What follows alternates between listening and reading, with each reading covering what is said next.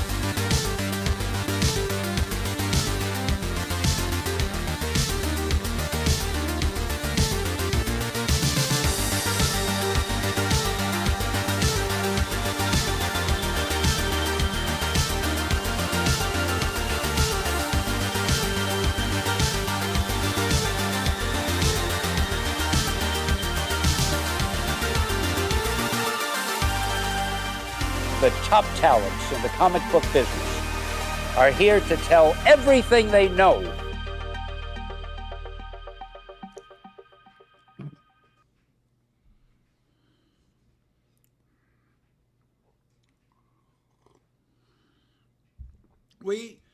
We can officially retire now, right? We're 60. Yeah. We get the 62. discount. We get the 62, discount at Cracker Barrel now. Yeah. I get kind of mad when I don't get carded for the senior menu. I'm like, I am a senior, and they're like, there's no way, and I have to show my card to get the senior menu. Come on. Yeah. I went to the casino a couple weeks ago, and there's this long line of, like frat boys and kids, and the guy checking IDs just points at me and goes, "You're okay." Yeah. And I'm like, "What? I'm just as young as these kids." No, you're good. You're good. Oh. Okay. And the thing that sucks is, so Denny's, you can't walk in and give them your driver's license anymore. You have to sign up app. Well, so you could go and sign up on the app, and it takes 3 hours for them to approve your free meal. So you end up paying for your meal, right? You're not going to sit. So it's like a scam.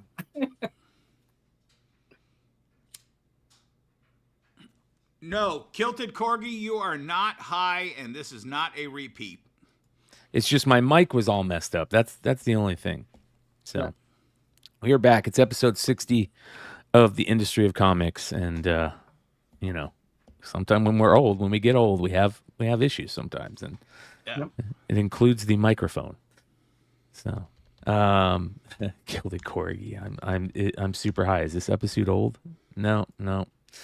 But I will say this: we do have a conclusion in the Diamond Comics distribution, or the Diamond Distribution bankruptcy, which is probably one that most people didn't think was going to happen, except these two guys right here.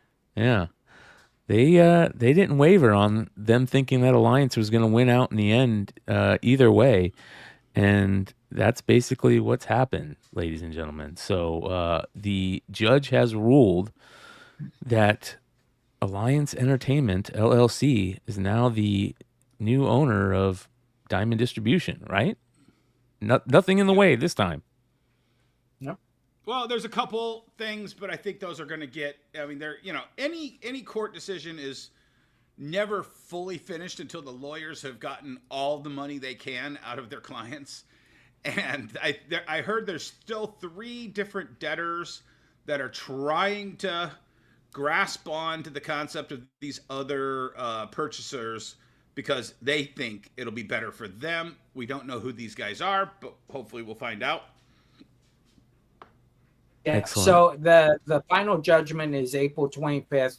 Everybody has to April 20th actually get in whatever terms or whatever they have. So we know there's 3 noted people, and I think in some of the court info, you can actually find out who those 3 are. I should have looked. At this point, it's not even material to the actual overall case. It is done. So we shall see their planning, and now it's up to Alliance to get their marketing team out, their head honchos in front of the public, and say good things are coming. That's all they need to say. Don't indulge in anything else. Good things are coming. What's going on with Free Comic Book Day? We don't know right now, because Free Comic Book Day is next month, but I will tell you good things are coming, and end of story. Yeah. Not expand on anything. I'll expand a little bit more. Jesse's being very positive. That's the way he is. I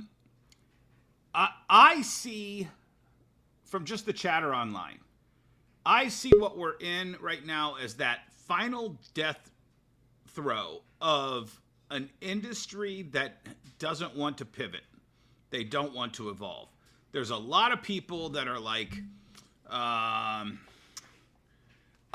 have to have the old way. I want to be able to do it the exact way I've done it for X amount of time. And if anything changes that, I'm against it. We'll see how it works out. Yeah, exactly. And you know, when you see these videos, there's videos about people who are what's going on? Jesse, your internet's really breaking up. Check to see if you have anything else running or anything. It's freezing up. I'm gonna leave and I'll come back. Okay. And then Dennis, bring your mic a little bit closer.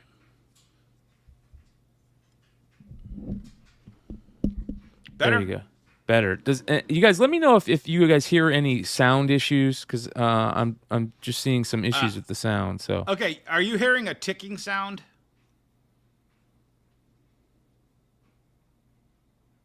I don't know what that is. Dryer running? Yeah, that's my dryer. Sorry. Oh, that's I no have big one deal. last load of clothes. No before worries. the- That's no big deal. Okay. So, all right. Okay, back to where we were. Emmett, where are you at on this? You were up. Now you were down last week. Where are you at now? Yeah, I'll figure it out. I mean, I just started another business, so everywhere I'm still trying to figure out why I'm not getting my Marvel books ordered correctly. I don't know. I'll figure it out. I am not happy that I can't order the way I was successfully ordering for 11 years, but like I said, I'll figure it out. It's the same with, I don't have to buy anything from Alliance if they're not doing the independent comics. I mean, I don't have to buy albums. I don't have to buy CDs. I can. But, I just got another 400 albums in a collection I bought. I mean, do I need new albums? What's better than, Led Zeppelin 4? Not much. Not much. Yeah. Well, here's the thing. Do you think that's all they're going to sell? I mean, do you think that I mean, you know what I mean? I was looking at their pricing, and as far as for a wholesaler, not good. Yeah. That's just my opinion. I buy from a lot of distributors, and their margins for the buyer are not. For me, it's not something that I would buy on a regular basis. It would be something that I would have to have a need for somebody order it or something. Yeah. Well, here's the interesting thing. The biggest question that I have: what happens with Universal now? Does Universal make some different play? Well, I think the cool thing about Universal is you can take all that money that you raised and actually go build your own distribution house in the United States for like 1/10 of the cost of what you were bidding. Oh yeah. Right. So I think there is that option there. I think what people forget is there's not a lot of meat. Looks like my internet is out. Okay. So I might not have good internet tonight. But the problem with Diamond US Comics, there's not a lot to play with. Right? What are you playing with? You're playing with Dynamite and then Small Press. Yeah. Yep.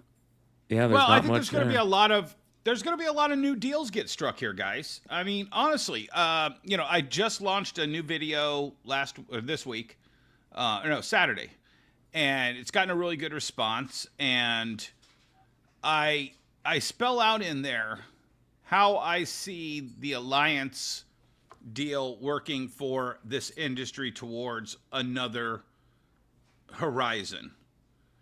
And all it takes is one business model that works to put comic books in Walmart, and you're going to see a rising tide across the board. It might not be floppies. It might be trade paperbacks, hardcovers.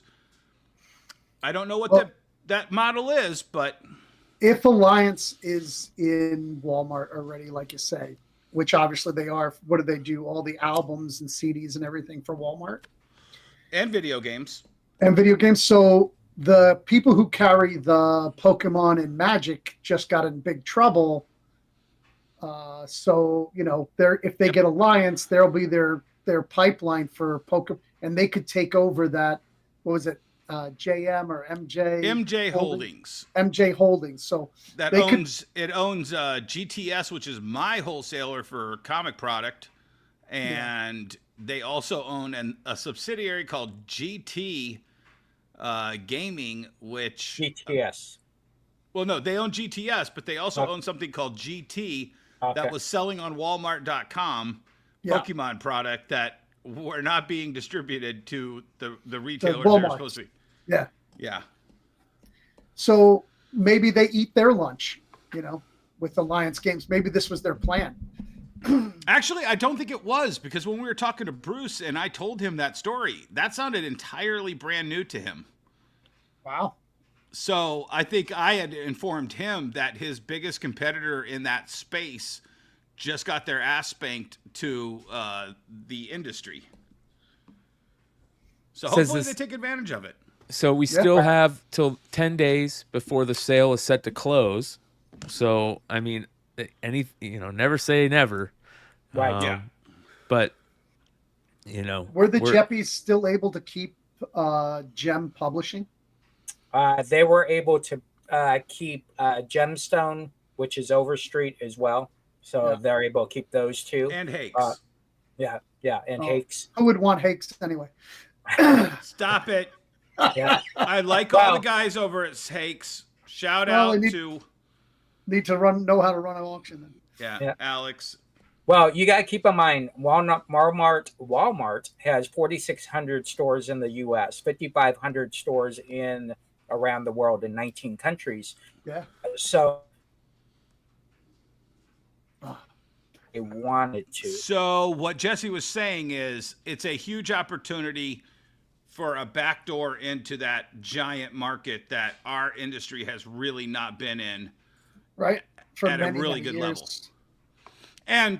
And I believe Jesse also, we had this conversation when the Dollar Tree DC books hit. Yeah. That when you feed that supply into a new avenue, it starts a chain reaction that brings them into our worlds. And I think we need more of those chain reactions happening on different levels to make all of this kind of hit harder. Oh, by far. And if you do a feasibility study and you say, how many of the Walmarts actually have a... I love it. It freezes the second he gets to the best point of the entire Oh, right. Did it freeze? Yeah. Yeah. And I'll tell you, this is one of the most important things I can tell you. Yeah. What I said was it would be interesting. Jesse's internet is just... Jesse, can I make a suggestion real quick, Jesse? Send the Switch squirrel your up Wi-Fi. higher. Switch your Wi-Fi over to your telephone hotspot and see if that gets you a better signal. He bounced before you could even tell him. Okay. Yeah. I don't even know where he was going with that, but I'm sure it was something so interesting. They have, well, I mean, just Emmet, and I know you're kind of sour on the profit margin, but the record stores exist on that exact same profit margin right now. They don't. They bring it in to create traffic. Right. The reason why I bring in new comics, right? So, but you're opening. I have to buy $1,000 to actually get an account. I have an account, but my opening buy has to be $1,000. Yeah. Which is not terrible, but it always hurts when you can't make 50%. No. But that thing is, and I know you've already pivoted, Emmet, to a higher profit margin on all of your used products. Yeah. So that's what you have to do to absorb that is up the quotient of used, down the quotient of new, and just kind of adjust all of your numbers so that you could still be pumping in this new product. I mean, I plan on buying, and you said, 1,000. I plan on buying 4 arcade 1-ups from these guys off Jump Street. That's 1,000 right there. And even if I only make $50 or $100 on each one of those, that feeds my video game genre, where I have a 300% profit margin on my cash to used ratio. Yeah. I have to move. I have 0 room left in 3,000 square feet. We are the law in New York State is you can't go up to 18 inches to the ceiling. So I am at 18 inches. Wow. There's no more space in my store, period. And unless I kick out the gaming tables, you know. And one of the tables may go in the near future. I'm looking at a building now, the building I'm in. Me and the landlord couldn't come together on a price on the building. So he raised it by $250,000 when he found out I wanted to buy it. Wow. Look to buy a building, Emmett. Yep. You're at that point. Well, there's a couple of things that I find interesting on this, and I think it's very smart move for Alliance to go in is the grading company, right? Think about it. Everybody's talking about new grading cassettes and CDs and vinyl. Yep. You got all these different companies that are doing grading. We're looking at a video here from a grading company called Audio Media Grading. And they're on IG. This is their recent IG post showing them, sending out some stuff, and very interesting world. Speaking of nostalgia and the hippie record store idea, all this stuff is coming back in a big way. So much so that there's even, let me find it. Look at this. Little keychains that are old tapes. So the time is perfect to be a music distribution company and buy a grading company. So maybe you can do special things like grade stuff in mass and send it out, Yep.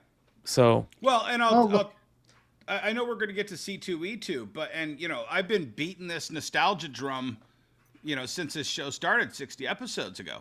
I was just at C2E2, the biggest event, and no offense, Mark, the biggest event wasn't a Mark Spears drop. The biggest event wasn't even JTC's giant book. It wasn't the Peach Momoko, Psylocke. It was the Breakfast Club 40th anniversary. They packed the entire auditorium plus all the standing room. The lines were packed for their autograph signings. There was over 1,000 people in the session that I paid $450 to be a part of. Millions were made by the Breakfast Club at C2E2. It looked that way for sure. Yeah, and it's nostalgia. I can't put my finger on it, what dopamine hit we get from it, but it's there. It happens. I see it when people touch.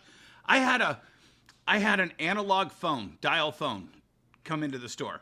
My buddy just came in and said, "Hey, do you think you can get some money for this?" And I'm like, yeah, I'll buy it from you. I paid him $5 for the rotary phone. I left it on my counter for a day. Everybody touched that. Kids, is this what you used, Grandpa? Adults, oh my God, I haven't seen one of these in 30 years. They all wanted to put their finger in it and touch it, and that's not sexual, but it kind of sounds like it. Yep. I sold it for $25 within 24 hours. Yeah. And then you gave it away. Yeah. But here's the thing. I went to go look for another one to replace it because now I'm like, I got to get more rotary phones. They're not out there. Yeah. Try to buy a VHS player now. I have some, but they're hard to find, and they're hard to find working. Yep. They are $200 up. And it's crazy. What I wanted to say about Walmart real fast was I would be very interested in knowing out of the 4,500 Walmarts, how many of those have a comic book store within 50 miles of them? So, there's 1,250 stores, right? So that means there's 3,000 Walmarts that don't have any competition. Right. Yep. So I think that's what they're going to be looking at. It makes financial sense. So right. Yeah. Well, it's not just that also, guys. We keep talking that, and I was talking to Emmet about it. Those hippie record stores that are now legitimate record stores. There's 3,300 of those, apparently, that Alliance feeds. And once again, that's only 1 in 3 of those has a comic book store near them. Yeah. Panelfly asked, he asked, do you think indies and small press will ever be in Walmart, or will that be for LCSs? Walmart will be more to get your feet wet in comics for new customers, ? Then LCS will be more experienced customers. Yeah, totally. I don't. Yeah, but they've already have small press and small indies in Walmart's already, just not comics. So I think in They did have reality, a comic in there. It was the was one guy, AE. Chicken? No, it was no. I know who you're talking Mr. about. Something or Blue Yeah, Rooster. it's or, Doug, But is it that- Doug to Naple? it failed. It just Yeah. disappeared. Well, it wasn't. Here's the thing. That wasn't an IP comic book, though. That was a Right. wish fulfillment. Like, I am going to shoot for this and fail rather than shoot here and build to that. Well, there's the part he had the Kickstarter. He didn't Yeah. fulfill the Kickstarter, but his book was in Walmart, and Yeah. there's a lot of bad moves probably that helped Yeah. kill it. Yeah, so at the end, I think they can do both. Why not do Or both? was it Brett Weiser? I think that was Brett Weiser that did that one. This is very interesting too. Another big thing that was kind of talked about in this whole thing. Record Store Day was a few days ago, right? Yeah. This is our local hippie record store, as you call it, Dennis, in Phoenix, called Zia Records. It's a great place. And as you can see, at all their Zia Records, they went nuts. Yep. Yeah. It was all over my Facebook feed and all over my Yeah. Instagram. All my friends that had went out to found a record store somewhere and went to it. Right, and they sold 655,000 records, Alliance, to record stores or music stores, and a good portion of those sold out. And so, because it's a little bit different. It's when you're paying for something from Alliance, you got to sell it to make your money back. So, and if Emmet's saying, well, your margins are XYZ, you got to sell a lot of freaking records, and you got to sell a lot of add-ons to that. Yep. So we shall see. I think the caution to the wind for me is Lunar and Penguin aren't saying jack. What are they doing? They're just conducting business. Yep. Nothing to business as see usual. here. Yep, we're just conducting business. But you know what? I'll say this. Well, not so much as about Lunar, but Penguin. They really haven't put that inroad into comic shops to put their other products that Penguin Random House is famous for. You would think they would try to build up the comic shops by getting, the new James Patterson novel. I don't know books. If they don't have pictures, I don't care. But, there was never that. I mean, we're 3 years in for the Penguin now, right? 3 or 4? We have access. They'll let us buy it if we want. No, I understand, But I could. You're right. They're not making it like, oh, here's a display. Here's a cardboard thing with these 6 bestsellers. And, Right. Marketing to us. Yeah, Right. No, you're right. It's 100%. more like they're just like, and we got the comic geeks over here, and we sell them these floppy things they love and posters and trade paperbacks, but our real money's from the new Harry Potter book, Yeah, and I think comic book stores, I think if you pitch to a comic book store and the comic book store heard your pitch and they did some research, what kind of records are they going to sell? They're probably going to sell old records.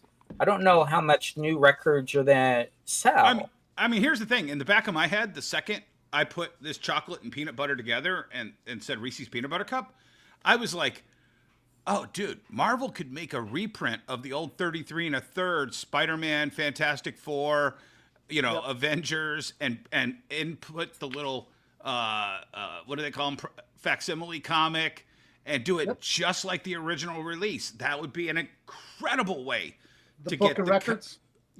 Book and record. Yeah. Just FYI, that's what I have by my computer all day. Just so you know. I do it all homemade, baby. I do too, Jesse. You know what's funny is someone was talking about Batman 121. I was so excited because I thought I had bought one, and it's actually a 117 that I picked up today. So that was kind of cool. Oh, very nice. Yeah. Yeah. Anyways, interesting stuff to say the least. There has been other news with IDW, right? What's going on with IDW? Oh, I did not hear that. Yeah. It's kind of the last bubbles popping to the surface, reminding us that IDW is still around. Yeah. Well, I don't think it helps IDW in much way, but we shall see. Would they get an option for something that they own the IP? No, they're doing something with Webtoons. It's 10 years too late, guys. You know, when Penny Arcade, and I think it was Dark Horse had the Penny Arcade license for the comic book. Right. Yep. That was 15 years ago. Oh, and yeah, just about. And they let it fall apart. They didn't care. The industry didn't care. But that was the #1 IP for online comic book or online cartoons. They had their own convention. Yeah. Where I want to say they had 50,000 people show up to the Penny Arcade conventions.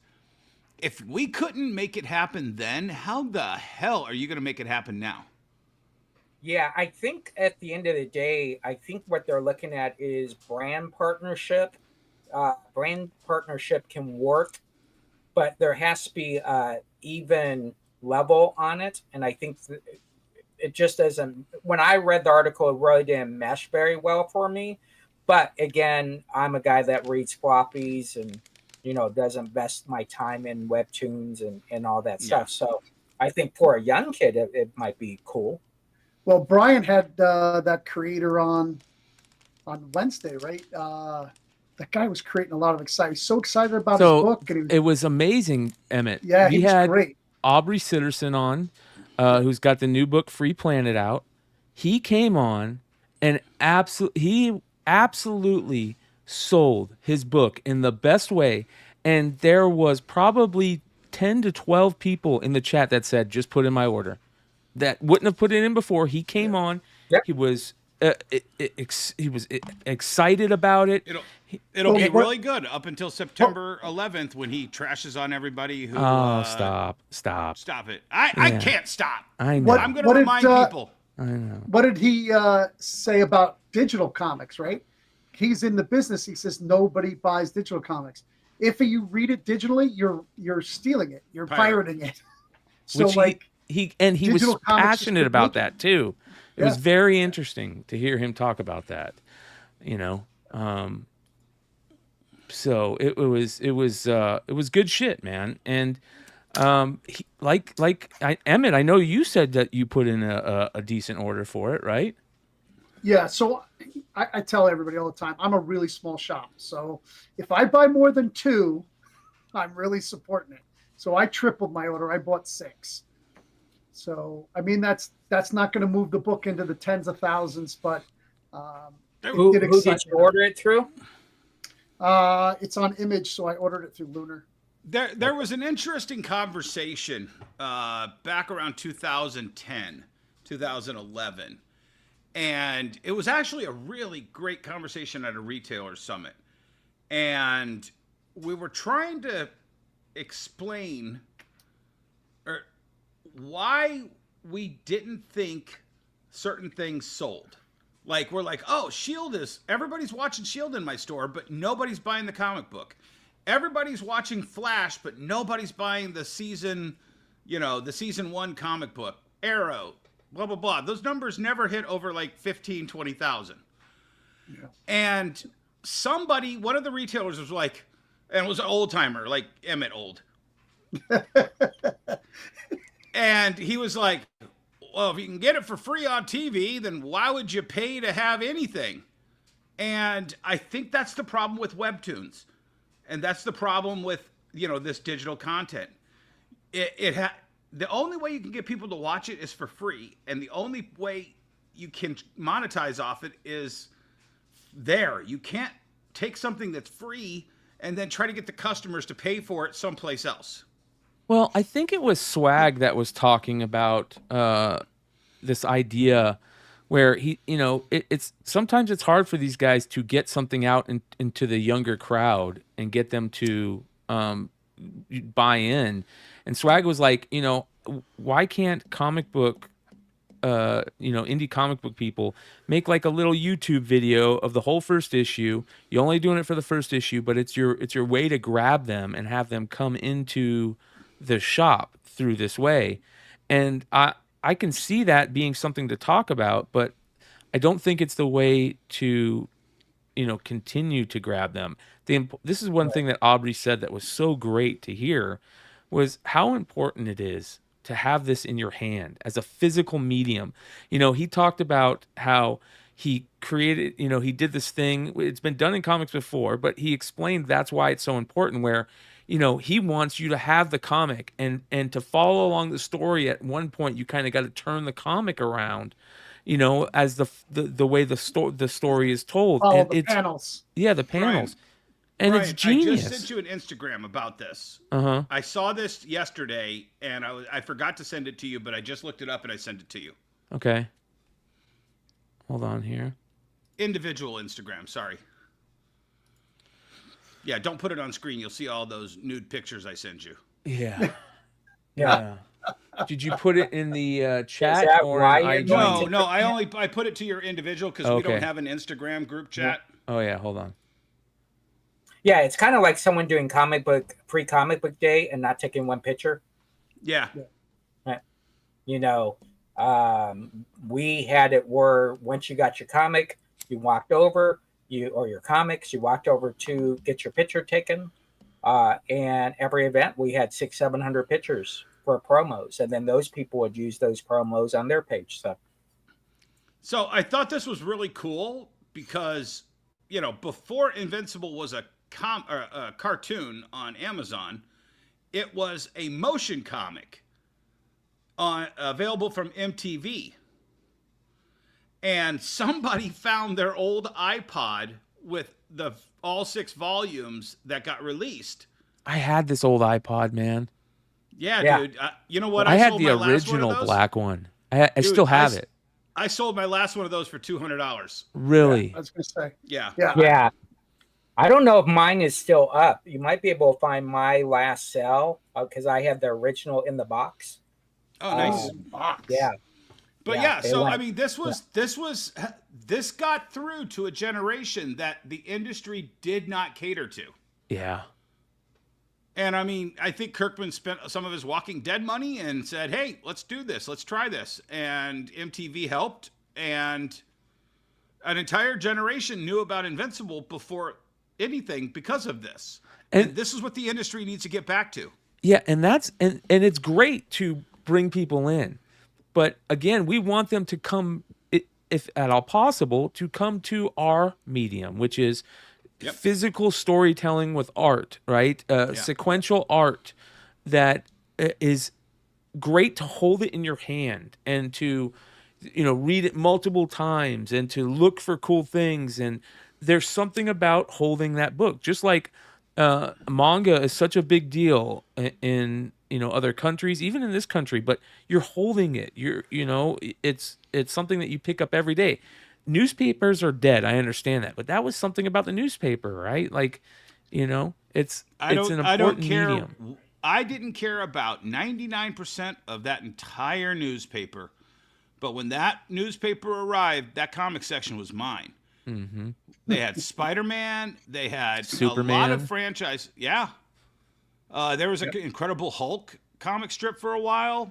They had an amazing... I even read Dick Tracy, and I didn't even care about Dick Tracy, but I'd read it because it was a comic strip in there. But I think the most important time for the newspaper, other than the comic book section, was early days in Fantasy League. You had to wait for that newspaper to come out on Tuesday to get everybody's numbers to see who won your league. That was crazy sauce back in the day. And that's me and my dad. My dad that was one of the best things me and my dad did when I was a kid, is my dad would let me run his company fantasy league. And so I would get to go with him to work that night because they would all do their draft in a boardroom at his job. And I was like, it was so fun. And we did that for like 3 years. And you're right, Jesse. Every time the newspaper came out, I would sit there and, look up my players' stuff and write it down. And then, it was a lot of fun. And our phones are great. They're amazing. They are life-changing, but they've taken a lot of that away from us, And speaking of that, we have been having this conversation lately. There was this big article written about how comics journalism is dead, and that one of the main, multiple videos or content creators have talked about this and done videos on it. And one of the things that they were talking about is, this is a bigger thing to like ease of use on how everything has happened. Because of ease of use, it kills all those things that are nostalgic to us or how they used to be. And it's happening even quicker these days. Whereas the internet, you would go look at these sites, and you'd get your information from these sites. You'd go and do a search on Google. But now you do a search on Google, and what pops up? The little AI thing that does it, that goes to those sites for you and gives you the answer you need. So you're not even going to the site anymore, right? Yeah. So that's ease of use. And, this article talks about how comic journalism is dead. There's no Wizard anymore. There's no any magazines anymore. But it's what we've been talking about for ages on this channel, that this is it right here. This is the new comic journalism, content creators. I have 2 points on this. And A is going to toot our own horn here. And much to Bruce's chagrin, it happened. Bruce didn't watch a bunch of ICV2 articles. Bruce didn't watch a bunch of the Comics Beat. Bruce didn't watch a bunch of Bleeding Cool stories. He watched our show the week before, and we went after him to say, hey, can you come on? Now, like I said, this probably cost him about $150,000 in legal fees and extended an already brutal process. But this is where he came willingly to talk about what he wanted to do, not any of those other places. That was more of a reason to say all those places are now kind of beneath us as far as getting this information out. And, listen, we had Rich Johnson on here not too long ago, and Rich is a legend to us, right? He is an absolute legend. And whether you like him, you love him, you hate him, you can't deny his impact and he didn't like me calling him a journalist, but he kind of played off of it. But Bleeding Cool was still basically is the site, but it was bigger even in the past years. We had Bleeding Cool, you had CBR, you had these certain sites that you would go to, Newsarama. Now, other than Bleeding Cool and a few other smaller sites, Newsarama, CBR, all those big sites that we used to go to 5 years ago, 10 years ago, are either gone or written by AI. The articles are done by AI. So it's not just that either, Brian. Rich, and Rich would argue with me on this, but that's fine. We always argue. I think this level, the Swaggle Houses, the Us, the Wesses, all of this level has forced Rich to be a better journalist than he was before. When I did my hot take and we did our show and all of that, the best breakdown of what was happening in the Diamond Alliance situation was Rich Johnson at Bleeding Cool. I'd never seen him break something down as specific as he had in that story. Yeah. And I think that's because we are making him raise his bar. Yeah. Well, our show is a little bit different too, right? And not just our show. I'm talking about content creators nowadays. Yeah. It's a little bit different, right? It's that Joe Rogan effect, the long form breaking down a subject, not just giving you the news. We're getting the news from somewhere. We have to get it from somewhere. So there's the people out there that are still breaking news. Those are the real journalists in anything. Oh, yeah. The people that are breaking it. But the people that talk about it, us that are saying, hey, what do you think about this? And it creates that effect where that is the new place people want to go for their information, because for whatever reason they like to hear people talk about this stuff and break this stuff down. And I mean, Brian, let's go back to November, early December, and you're like, hey guys, you hearing about this stuff where retailers aren't getting their boxes? And Jesse and I like, yeah, you know what that's happening is because they had to shut down Plattsburgh, and now they moved over to Olive Branch, and now everybody's getting it there. But we were the first ones that were like, but that's not normal. What's really going on? They closing Plattsburgh as quick as they did was the big giant red light for me, and I'm pretty sure Jesse saw it too, that, okay, Diamond's got a big problem if they're closing Plattsburgh on the drop of a dime. And we were the first people to say, is this possibly them going into bankruptcy? So, I mean, you know, we're speculating. We're total muckrakers. We're totally throwing the raw meat out there, but we're doing it from a place of experience, not from a place of speculation. Well, you know, I completely disagree with both of you, but I'm going to leave that for another day.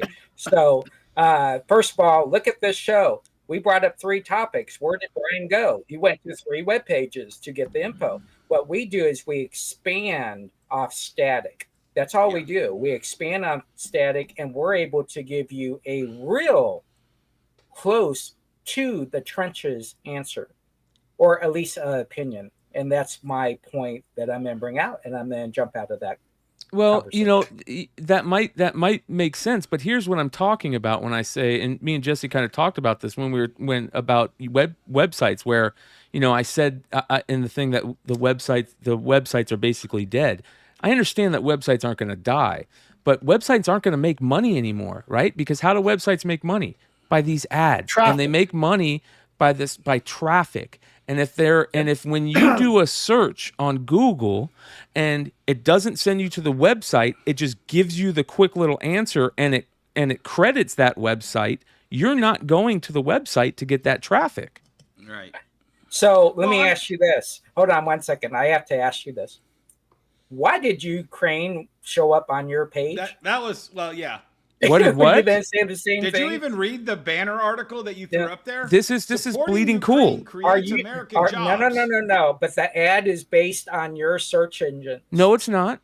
No, it's 100% not on Bleeding Cool. It's 100% not. No, Bleeding Cool is all placed ads. Jesse. Yeah, Bleeding Cool is all placed ads. I don't think so. Go ahead. Yeah. No, but what I was going to say is, Jesse, and you're right to some extent, but I look at it from a different perspective. You know, you say static, I say the matrix, and a lot of people are just looking at those green lines, whereas I think with the experience that Jesse and I have, and Emmet and other people, when we look at those green lines, we're seeing something different. We're seeing something different, and those green lines could all be created by AI. And in fact, in the Matrix, they were. And we're looking at those green lines, and we're like, okay, that's not right. That's different. This is odd. Wait a second. I'm seeing a form here. That is what we're going to talk about, is that form that's showing up in the middle of that matrix to us. Yeah. It's like when I talk about Alliance and their margins and stuff. I have to figure out how Alliance will benefit me, right? And they may not care about my little store and how much I would spend with them a year. So they're not going to like come, oh, what can we do for you? I have to find out for myself how I can benefit from that business. And if I can't, I won't. But if I can, I will. And it's just comes down to that. It's not whether they're a good company or a bad company. It's if it works for me. And that's I've got 5 different distributors that I use, and I bounce around and, you know, try to work deals. And it's well, Dennis knows from Pokemon, and it's like you got to like slick these guys up. I asked one guy if he wanted me to Venmo him $1,000 to send me some Pokemon. You know, it's constantly they're trying to make their money and we're trying to make our money. and it's got to work for both sides. Right. Yeah, but Well- at on the same time, you're not going to work with somebody that you find out is stealing those cards from somebody. You know what I mean, or something that you Oh, don't no. like about them. No. Yeah, it's not just absolutely. about what Integrity. makes. That's Yeah, dude. Until I will never use Whatnot until Whatnot comes out and says, "Listen, in the beginning, we used some really dirty tactics, and we find that we really hurt ourselves and the free market, and we'd like to apologize for that." yeah. So I'll Jesse, never be using Whatnot. But Yeah. the thing is I watch Rattlesnake Pokemon. It's this Canadian YouTuber. And dude, there's a Whatnot scandal daily still happening in the card world. And these guys Yeah. are not getting punished and kicked out. And that hurts Whatnot's brand for me. I would love to come back on and do Whatnot. However, I'm not going to do it until it's a place where I want my brand to be seen and used. Right. yeah. You know what I'm saying? And, Yep. and that's why eBay's going to win my business if I can't use Whatnot and I finally get around to wanting to do that platform again. It's going to be that thing that I'm never going to choose Whatnot as long as they have these snakes on there. Yeah, my final Intent- point on web pages, and then we'll go on, is if you post something, that's it. I mean, it's not like you're going to have a different opinion 10 minutes later and write another post. We're able to take that page, and four of us are able to break it down with our opinions and come down to some common ground. And I think that's what hurts those pages. And that's why when you see either a Bryan or a Swag or wherever start off with, oh, this article I'm bleeding cool, it almost becomes not even important at that point, because you're kind of pushing it inside and saying, okay, well, this is what's happened since that article has come out. And this is what is happening. This is from our experience or our thoughts or our conversations. And I think that's where it's dying. It's not able to evolve beyond that one post. And that's my opinion. Somebody was asking in the chat, is Panelfly was saying, is there room for another player in the comics distribution business? And Alex, Absolutely. 1000%. Always. Alex mentioned that he thinks that Todd McFarlane could take it on, right?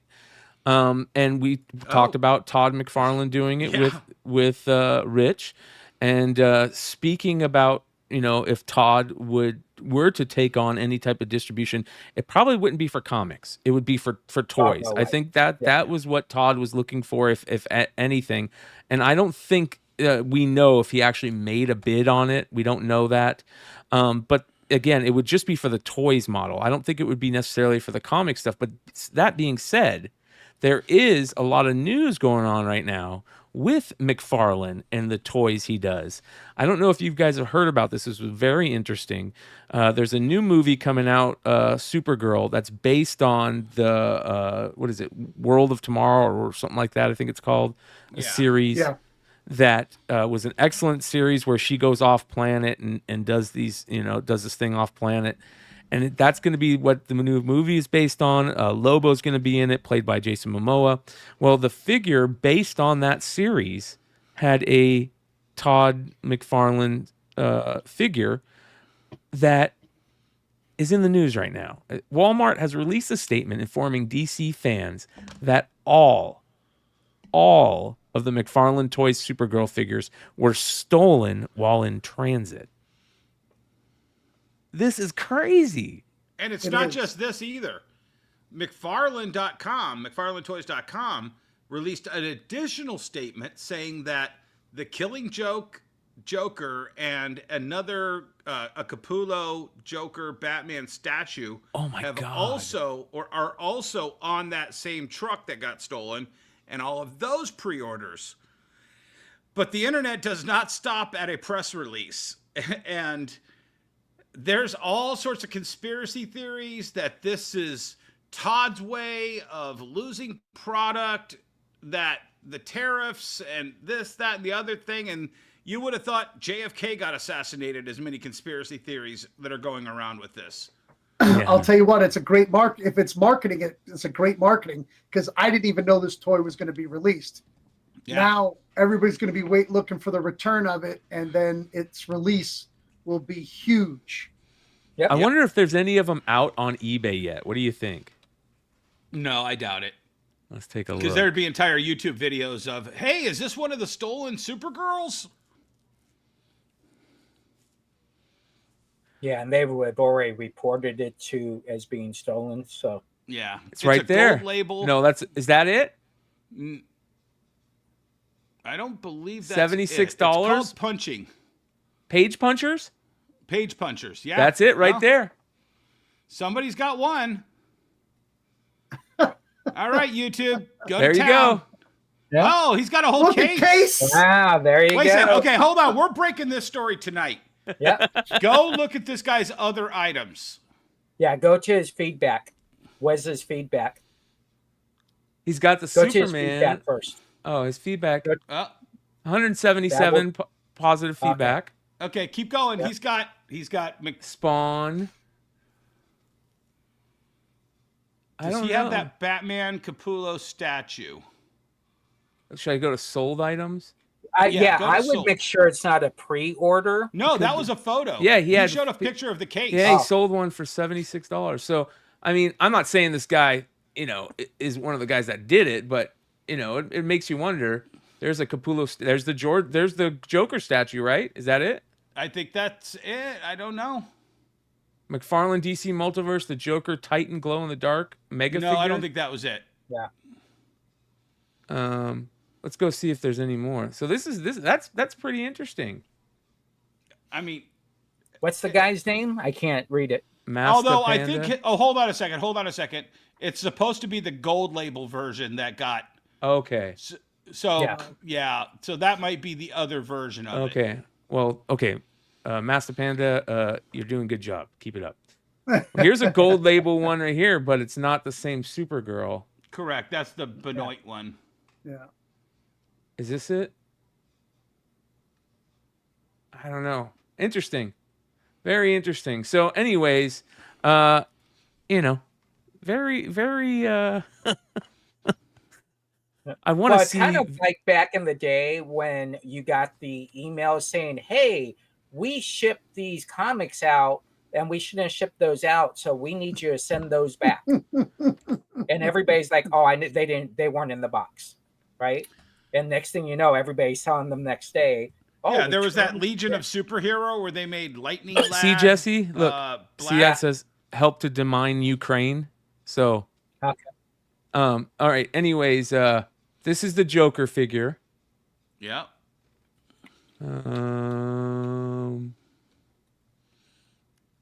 Okay, that's a gold label Joker. Where's the other ones?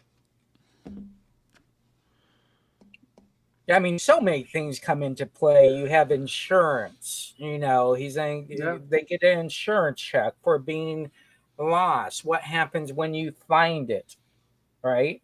Who owns that if you take the insurance check? It says here the shipment was en route to a Walmart warehouse with plenty of McFarlane Toys aboard, such as Supergirl page punchers. However, it looks like among the stolen items were the entire U.S. production. Okay, so the Joker was the one where the entire production. The Supergirl one was, some of them did get out on a different order, but the Joker, the entire production was. And here's the thing. So let's get conspiratorial here. Let's pretend that it actually got stolen. If you ever seen a movie called My Blue Heaven, there are certain family guys who occasionally borrow trucks that don't belong to them, and then they have to move that merchandise someplace else. I would bet that if this was a stolen truck, and if they open it up and they're like, just a bunch of freaking toys, what are we going to do with this? You know what? I hear this Ollie's company over here will buy a bunch of toys. Here you go, Ollie's. Give us, $50 a case for this stuff. And then it just gets out, and all of a sudden they'll just show up somewhere. Yeah, gets washed out. Yeah.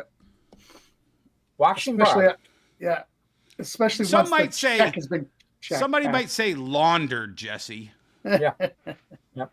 Yeah. Yeah, I hope they don't throw the figures into a dryer with a whole bunch of poker chips, then that would suck, right? Yep. Not that I'm suggesting I know why you would do that, but anyways. This So is very nuts. interesting. It's very interesting to see. Was it stolen off the ship? Was it stolen off a truck? Was it lost at port? Yep. A lot of things come into play on that. Another truck carrying DC Mcfarlane Toys action figure has been raided. This time, all the Joker figures were stolen. Oh And my I don't God. think this is necessarily a different truck. If it was, it's an entire heist ring. Yeah. I think this is probably several cartons that were on container one truck. vessels, and that were, you know, and they just haven't looked at the bill of ladings yet to find out that these were all in the same truck. Yeah. Sure. Man, that's crazy. So, you know, it's interesting. I was watching. Oh, go ahead. No, go ahead. I know one retailer, and I'm not going to say who it was, and this retailer would take trucks of product from Diamond all the time. And this retailer got a truck, and they unloaded it, and then the truck took off, and then he came to the warehouse and was like, "What's all this shit?" And they're like, "Yeah, this was the Diamond order that just came in." It's like, this isn't comic books. And it was all of the HVAC equipment for a renovation that was being done at a Diamond warehouse that accidentally got sent to a retailer. Yeah. That's crazy, dude. I mean, I don't know how they went bankrupt with logistics like that, but A distribution and then there's company that has that, those kind of logistics. Yep. And then there was a thing about shipping delays from Diamond, which I didn't send Brian, but anything that was supposed to come out on the 16th has not just shipped out yesterday. yeah. So huge delay there. Again, we shouldn't be in the world where there's these 7-day delays on getting your product. Well, how many of us are still at Diamond that they're even having this much trouble? Like it's me and 2 other guys. Death grasp. It's all the people who have not figured out a way to transition over to the other place, and they still want to do it the old-fashioned way. Right. I'm still buying a lot of their back product and their liquidation toys, and so like I might as well throw some comics in while I'm doing it. You know, I'm still ordering from the other 2 guys too. Yeah. Big shout out to a friend of the show and Ignition Press publisher Philip Sablik, who has announced their first comic book, Murder Podcast Cold Open, the new comic book coming from Ignition Press. Look how good that logo looks on that comic. Yeah. It reminds me of kind of like the old IDW logo for some reason. Yeah, I was just gonna say the light bulb. Yeah. It looks so good. That just looks awesome. So here's the new comic book. Philip says, "I'm thrilled to finally be able to talk about Murder Podcast publicly. If you love horror, true crime, and podcasts, then this is an amazing comic for you." Which is very interesting because one of the biggest things over the last 5 years has been those true crime podcasts, long form podcasts, where these people basically become internet detectives and they try to, not only document cases, but, solve them. And they've been solved. And there's just been thousands of them that have gone on and become hits. And I remember back in the day when I used to work in space and defense, I would always have a earbud in and I would listen to those true crime podcasts all day, man, all day. And I would get so wrapped up into them. Yeah. So and it's a evolution cover, right? Because normally it's murder in the lakes. No, murder podcast. Podcasts are what you listen to now. So it's very, very cool.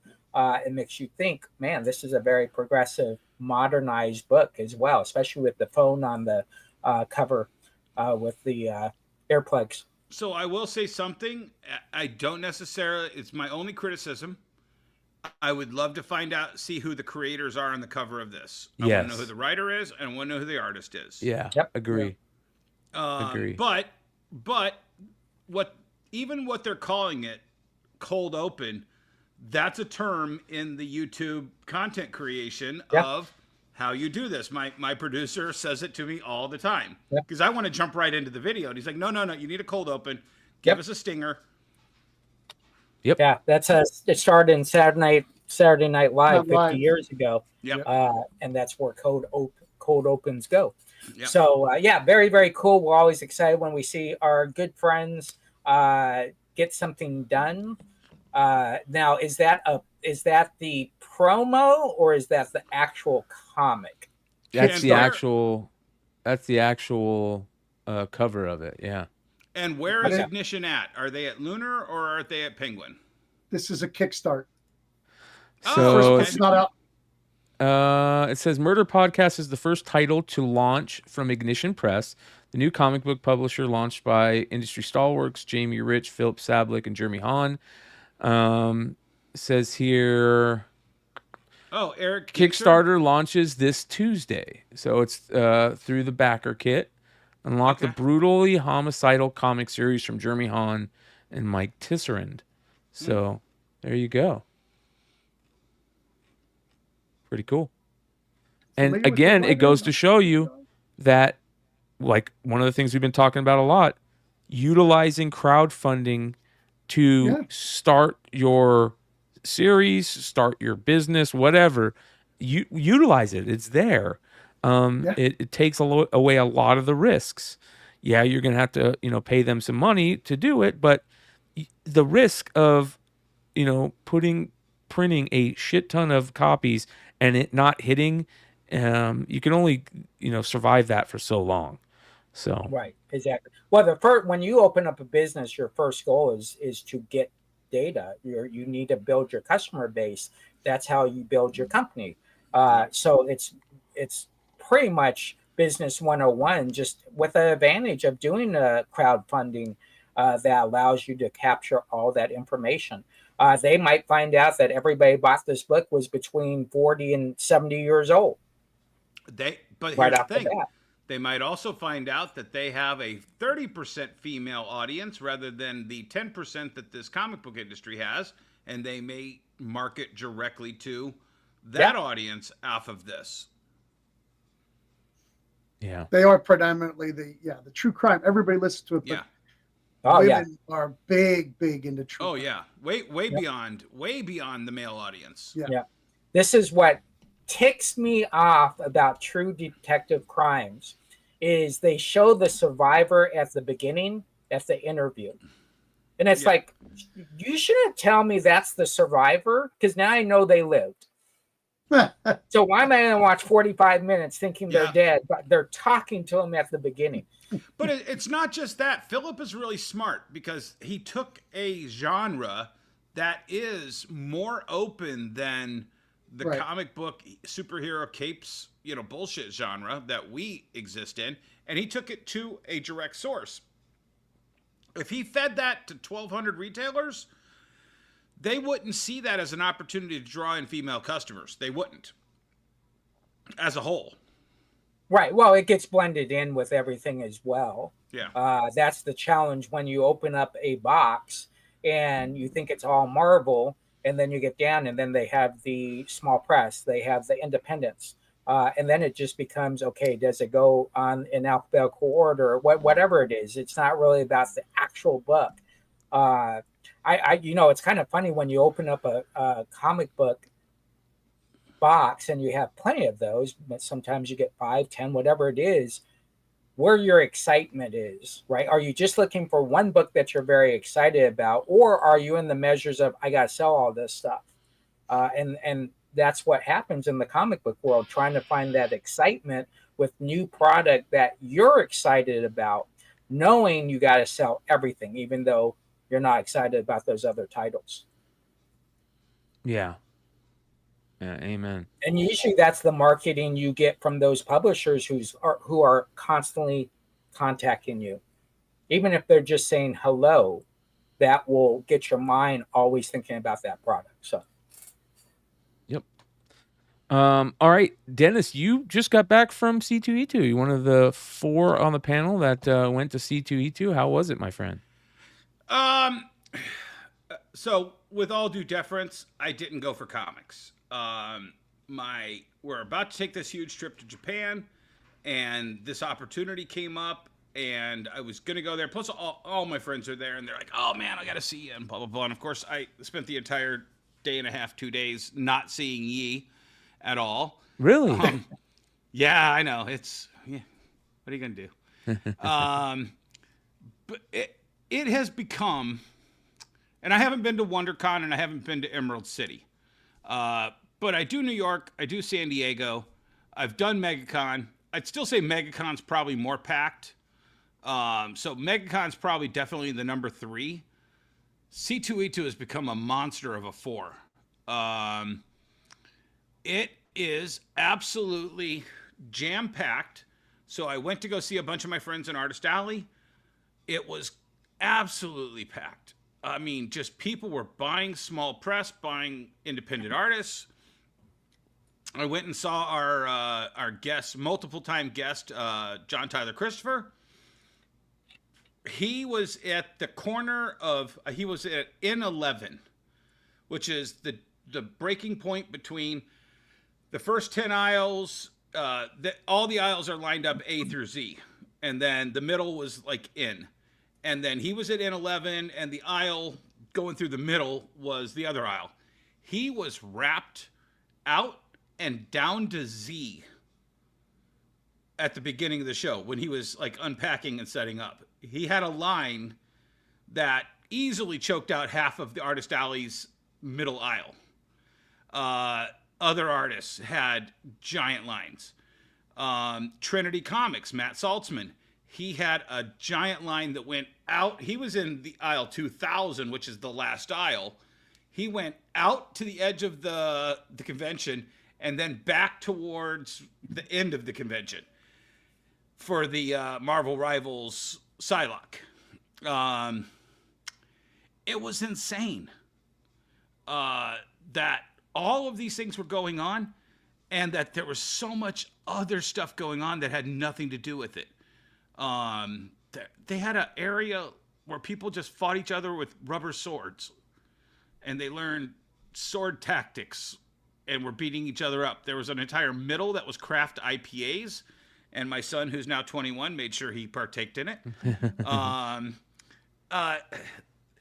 That same area was video games 3 years ago, and now it's beer. The other, and then, like I said, Breakfast Club. The second those guys were signing autographs, all 5 Breakfast Club members had lines from the beginning of their queue back. And like I said, it's easily 150, 200 feet, if not 300 feet from the end of the line that zigzags all the way up to where the guest was. They had the Futurama reunion. They had Katie Seagal and all of the other Futurama, John DiMaggio, all the different ones. Was Firefly there? Isn't Firefly? No, they had Starship Troopers. Oh, yeah, Starship. The Starship Troopers. I can't remember what anniversary it was, but they had everybody. And they do this thing. It is probably, like I said, MegaCon is, it's the same as MegaCon. Here's all the celebrities, here's all the comic book people. I think MegaCon has more space for the comic community than C2E2 does, but they do it differently. By far. Yeah, by far. Yeah. I don't know. It's just an odd. I mean, I've been taking my kids there for years. It's Chicago. It's our Midwest hometown show. How long is the trip for you? 3.5, 4 hours. Not bad. So yeah, it's a great little, it's a nice little. I mean, shorter than going from Arizona to San Diego. That's for sure. Yeah. I love that show. That show never disappoints. There's always something for us to do there as a family, and as they break out and go do their own thing. It's very commercial. I mean, there's a lot of people up in the front of the thing that you're like, AMC was there selling popcorn buckets. Yep. No popcorn, just the buckets. $40 for the Darth Vader popcorn bucket. for the Empire Strikes Back 40th anniversary or whatever, or 45th anniversary coming up. I don't know why I would. That's a big business. That popcorn buckets are a big business. No. I understand that. Gotten big.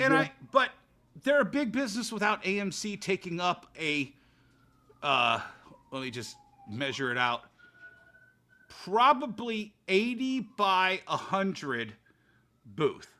No, 80 by 100. Dude, look it up. Brian, can you pull a picture up? Yeah, AMC let me see if I can find it. C2E2. They built an entire giant round kiosk with multiple stations for selling.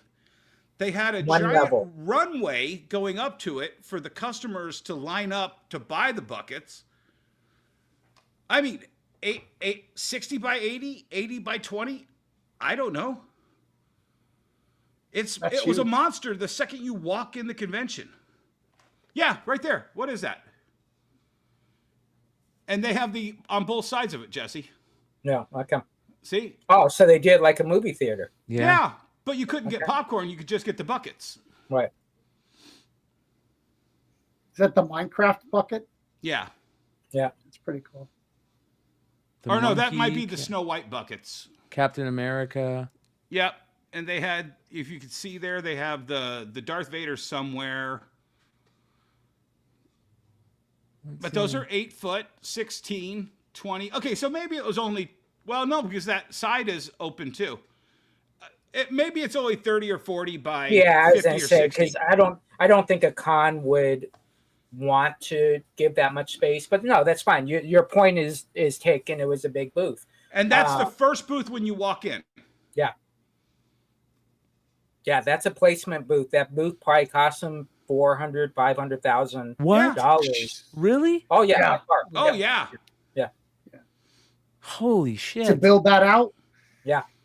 Oh, that was. Here's the thing, Jesse. I mean, just from that standpoint, I mean, you're talking $50,000 for the spot. Then to build that, and then to have the union build it for you there. Yeah. That was built somewhere else and brought here. Yeah. Exactly.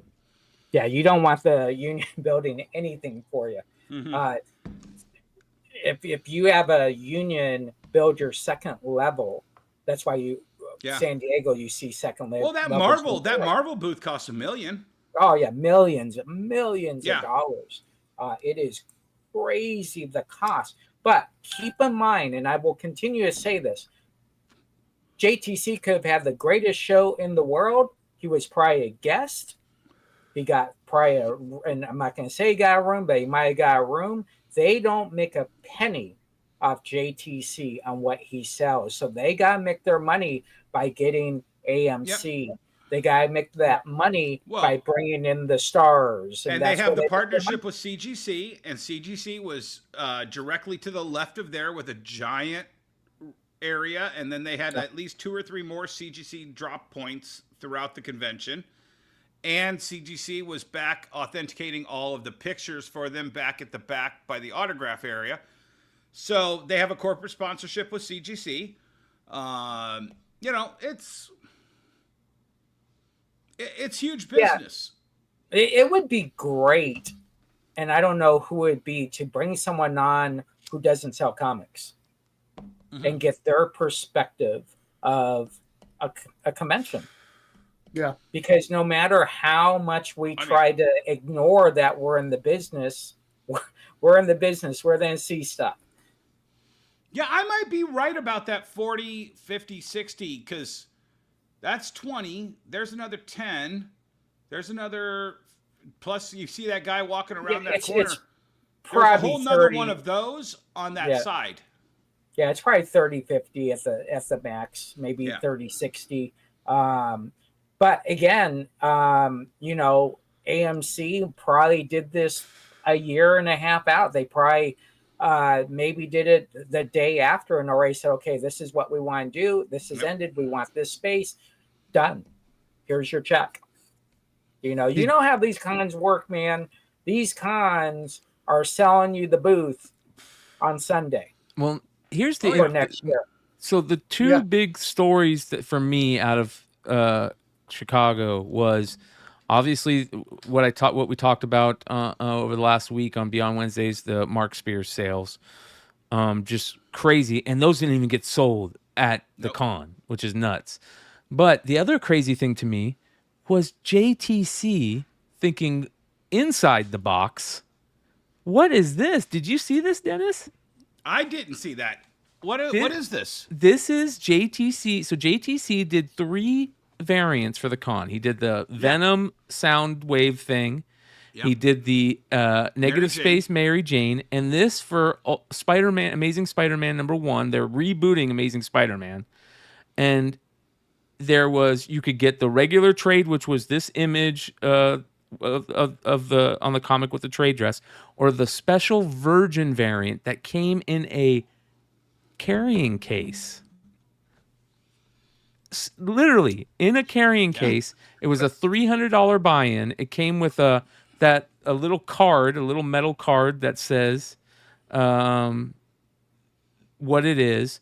But again, absolutely nuts, man. It's something special. Yeah. Yeah, but the thing is what did the music industry have to do post Napster? They had to do stuff like this. That's when Metallica came out with that giant box set of all the, several CDs and a cassette and, all that. You have to think outside the box, or in JTC's case, inside the briefcase. DVDs did this. Yep. You get the Breaking Bad in a metal barrel. The Walking Dead zombie skull. Yeah. The Lost had this big pyramid that opened in different ways and had puzzles in it. Yeah, I mean, and that's what value, adding value. This is what the comic industry needs to pay attention to and see. This is how you reinvigorate an audience. And on the secondary market, it was selling for double of what the buy-in was. Yeah, a $650. So I think it was limited to 100. So what? Right? You didn't have to fly there.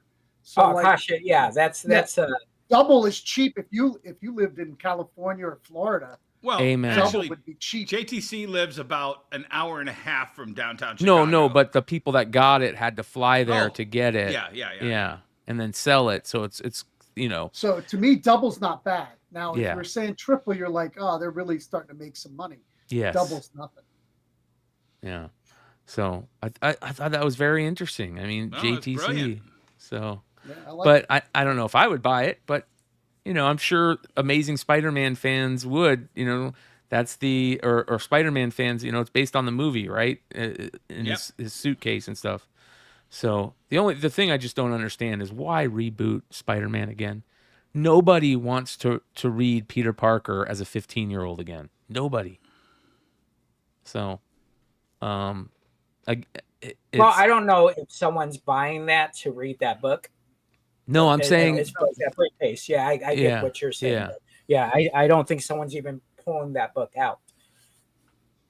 Yeah. They went to the whole legacy numbering because people hated that they rebooted it so many times. So that and now after caving to that, now they're going back to rebooting to a #1. I mean, it's going to jump sales because people are, it would be better if they just, did 1,001 issue and put something in it that people want to collect and read. How about that? Yeah. There's something new. Yeah. The other big story. Boomer. The other big story was CGC doing on-site grading at C2E2, which was a big deal. Tons of people I know were showing off their books that they got graded. I know, shout out to Nimesh Patel, who is a big community member here. He went to the con, bought all the con variants, and had them graded at the con, and got his 9.8 Momokos at the con. Which is CGC should be doing that at every major con, not just C2E2. I think they did it at WinterCon this year too, but they just didn't announce it. They used to do it at New York, but I just think the space became too expensive. Yeah. Yeah, they did it in Philadelphia back in the day. That was a big thing. It's an interesting concept. If if you drop some, well, I guess because you got thousands, hundreds of thousands of stuff at the home office, you know, why can't you go to the home office and then do the same thing? Maybe that's something they'll allow to happen. But yeah, it's a cool concept. People want things now. They just want things now. That's just the way the world works. They want things now. I was yelling at Shannon today because she needed a squeeze ball for her mom to strengthen her hand because she just had a stroke. And she's online at Amazon, and then she's at Target. And I'm like, well, you know, we could just drive there and get it, right? It's across the street. So you're ordering from CVS. It's across the street. Oh, no, it's cheaper. No, it's not cheaper. Let's just get in the damn car and let's go get it. So this is the same concept. This type of customer wants their product. The issue I could see is if you are a traveling person, you already got a ton of books with you.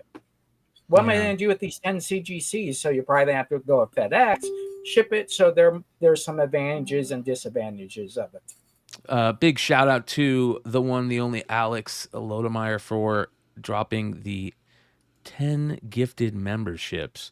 Congratulations to everybody that just won a membership due to Alex. Thank you, brother. Appreciate you. One of these days, I'm going to open up the chat just so I can get one of these free memberships. Well, here's the funny thing. I'm finally starting to do members-only content. That'll start rolling out. It's going to be interesting. I've got my first plan is to do live readings of comments on YouTube videos and stuff, you know, because it's fun to read comments. I will make a comment. It's a very good idea, and you can look it up yourself. I sent you 2 pictures, Brian, in our group chat. Bad Idea was there. They had I would say the first comic book booth off to the side, except for there was one, I think there was one in front of it. They were looking at the back end of another booth. And they were giving out tons, and literally I say tons because I found one laying on the steps of the smoking area. Tons of Planet Death. Is that the name of it? Yeah, and it's gorgeous. Yeah. You can go to the other one there. And so it's, you know, if you hand out a ton of them and people are also just leaving them around the convention, it doesn't say a whole lot about your product other than it means you gave so many of them away that people are just literally throwing them on the ground. Yeah. They do call it that. No bad idea plug there. I knew you were then shoot back on that. Well, one. let me rein that in a little bit. It's a great idea to give away 1 million books for free. No. Hold on. Bad idea. That's the name of the business. Bad idea. Yeah, everything is that's the point. But here's the other thing. Those, if you didn't grab one of those and immediately go, oh, newsprint, like, ooh, this is nice, newsprint. That's why they were able to do that. You know what I mean? They were able to print them cheap enough. They thought outside the box, okay, we're going to go back and do newsprint. But here's the other crazy thing. That big, huge mech thing that they made that you can stand in and get your picture was such a hit at WonderCon and at C2E2. At WonderCon, there was people standing in line waiting to take their picture behind it. And there was always at C2E2, there's lines. So they did a good job with the Planet Death stuff. They had Robert Venditti on to sign, and the other creators were there. So, you know, it's a big deal to. But here's the biggest deal. Hold on. Here's the biggest deal. Almost 1 million pre-orders on that book. Almost 1 million. Yep. So the best giveaway I can think about is the Walking Dead marathon comic that they gave out during the marathon. And at the end, when people were running in, it was a zombie marathon. Yeah, the zombie variant. They were handing these people the raw comic. Right, and people were using it to wipe their face down. No, are you talking about the one when you had to survive Petco Park? Yep. Yeah. I did that, and you had to work your way all the way through. And I got to the top, and then I was like, "Oh, fuck this!" And I just had a cigarette, and then I went down, and I avoided all the zombies, and I'm just drenched in sweat, and they hand you a fucking unbagged and boarded comic book, and I'm just like, are you fucking kidding me with this? Yeah, that was. I'll tell you the best hilarious. giveaway I ever seen, and it was at San Diego either last year or the year before, and I think Dennis might have talked. We might have talked about it before. There at one point for the new Aliens movie, they had a panel and they gave out these face hugger toys. Oh yeah. It was last year. And literally, we're walking down Gaslamp, and you see 3 people with these face huggers hanging off of them, huge face huggers that they could put. They're like life-size face huggers that had like bendable foam things, and they looked awesome. And the next thing, everybody has them. There's like 500 people walking with these face huggers all attached all over them. Yeah. They must have printed 1 million of these things, man. Yeah. It was crazy. Yeah, it is very, very interesting how that works. Okay, one I've got is Spider-Man getting married at Shea Stadium, and them giving away with the bag and the book, and so many people just leaving it in the stadium. Did you go to that? I didn't, but a very good friend of mine did, and he got lots of them. Dude, I remember seeing that on the news. Good Morning America, I think, was live there, and Stan married them, and it was one of our that was one of the first times we kind of broke through into the normie world before Death of Superman. Yeah, and that's the kind of thing that we like when Stan used to be on all these television shows. Okay, for everybody that's under 40, you won't know any of these names, but Dick Cavett, he'd be on Mary Tyler Moore's husband there. Dick Van Dyke? No, I'm wrong. What was his name? No, the Irish guy on morning television. Yeah. He was before Jerry when they weren't doing Jerry-like stuff. It was like very highbrow. Phil Donahue? And, Phil Donahue, there. Yeah. Who helped me out? There it is. Yeah, Phil Donahue. And he used to be on old, like comics used to be talked about all the time on television. And then it went code silent after Stan stopped going out and doing those. Yeah. Probably after the death of Superman, I think that was the last thing I remember being big. Yeah, Berserker got a little bit of noise because it was Keanu, but like, how come that not like Berserker was nothing like Death of Superman? No. Yeah. Well, Obama Meets Spider-Man had I got a ton of press off of Obama meeting Spider-Man. Yeah. Well, speaking of gimmicks and giveaways and stuff, there's one thing I do got to talk about. I want to bring up with you guys, retailers who remember very well the days of past when it used to be like this. The polybagged comic book with the cards in it is coming back thanks to our good friend Mark Spears with the Mark Spears Monster #5 polybagged X-Force #1 homage. You gotta love it, man. It's actually a New Mutants 98 homage, but he's homaging X-Force #1 with the polybag and the cards. Yeah. So that's pretty fantastic. crazy, right? And it's funny. I just sold 2 copies of X-Force #1 with the Deadpool card today at the store. There you go. So I mean, $25 a piece. I just bought 3 today. Look at that. A store that had them in their dollar bin, and crazy. Deadpool card. It's amazing when I see this at comic book stores that they have this notion that, I can't get rid of those. I can't sell those. That's not even worth $1. Why are you buying those for $1? You should spend your money someplace else. Not People every love store can know everything, but that's a no-brainer. Right. Yeah. Do you know that the dollar store has their own comic book? Called Final Faction? I was just going to talk about that. I'm glad you brought that up. But here's the thing about it. Everyone in my dollar store. Here's the thing about it, though. It was recalled. So Final Faction was Andy Samberg it was a computer-based action fighter series that they did that Dollar Store made their own IP for. They had video or little shows for it, comics for it, toys for it, everything. It got recalled, and some stores you could go get it in the store, but when you went to go buy it, they wouldn't let you buy it because it got recalled. So that might be a thing though. That what is it called again? Faction. Final Faction. Final Faction. Yeah.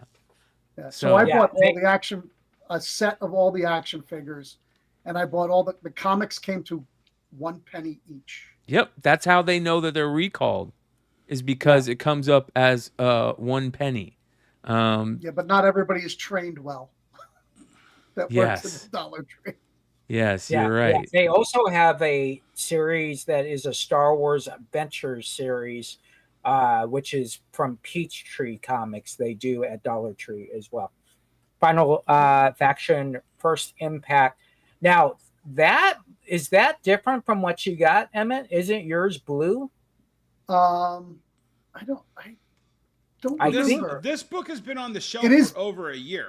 It is bagged and it has a card in it. Yeah. So this is that's why when I say Dollar Tree, you probably think of cheap prices, messy aisles, and a couple of overworked employees that are desperately trying to survive the chaos. So explain to me why Dollar Tree, of all places, has a full-on multimedia franchise, complete with action figures, comic books, an animated series, and even a movie in the works.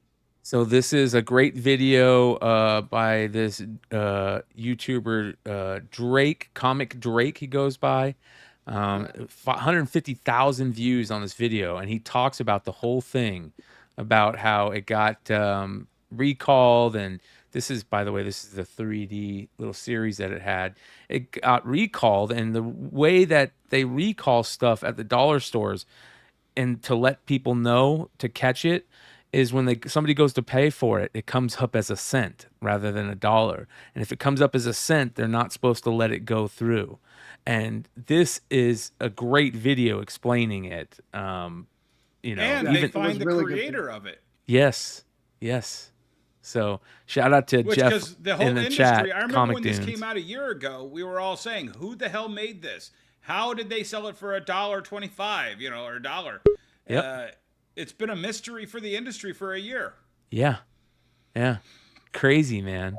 I bought every one in my local. I'll sit it in a box for a couple of years. Hey Brian, I just sent you that video. It's a quick video of the cereal with the gun in it. Oh, it's in private too. Okay. And while you're doing that, Jesse or Brian, I'm going to tell everybody. We always talk about branding. Your branding. So at Anaheim, I just fuck around and find out. I came up with a character I called the Pin King. And it was fun. People were bringing their friends over to trade with me.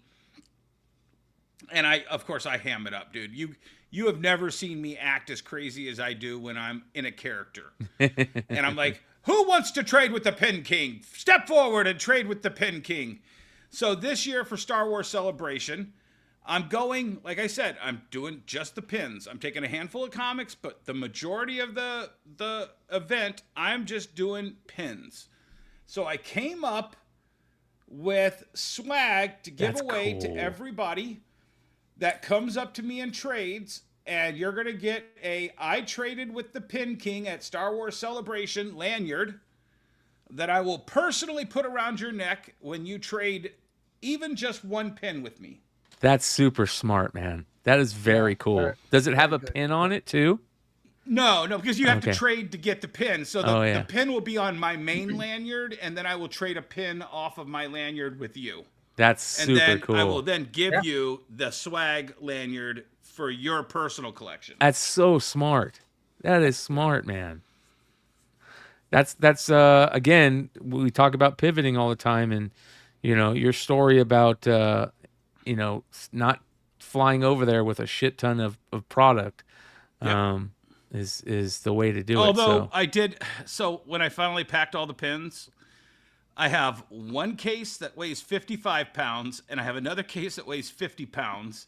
So I'm going over with 105 pounds of plexiglass cases and little metal pins. And I have to drag that through fucking Tokyo Airport. That's what kids are for. You just need to get one of those they hand don't come dollies. over for another week. Yeah. Oh, no. They've got finals, so the old man is doing it himself. Oof. That's great, dude. It's still great. I would love to be going to a Star Wars celebration in Japan with you, man. It's gonna be awesome. Yeah, we'll find out where the next one is, and we'll have a meetup there. Oh yeah. All right, here I'm is still trying to get a code for if anybody knows who can give me a code to buy a retailer badge for San Diego, let me know. Because I've called both Lunar and Penguin, and nobody's got a code to get a retailer badge. I thought you went online last week. I did, and it said that I could get one as a retailer. They still had them, but I need a code from one of the two distributors. I'll send it in private chat, Haven, and don't share this with anyone. Thank you, sir. So this is a video. I don't know why it popped up on my screen, but to show you how kids grew up in I think does it say the 60s? Yep. Yeah. Check out this video, folks. This commercial. What does a pilot do in an emergency like this? He's trained by the Air Force and given the finest equipment to survive. Equipment like this Rio Fairchild survival rifle, approved by SAC, the Strategic Air Command. Now Post offers you this special full-size plastic model of the SAC survival rifle. It looks exactly like the real one. Same size, over 30 inches long. It comes apart like the real one. The barrel and trigger sections fit inside the plastic stock. It floats in water like the real one. It ejects plate cartridges just like the real gun. To get your survival rifle, get these special boxes of Post Toasties and Post Grape Nuts Flakes.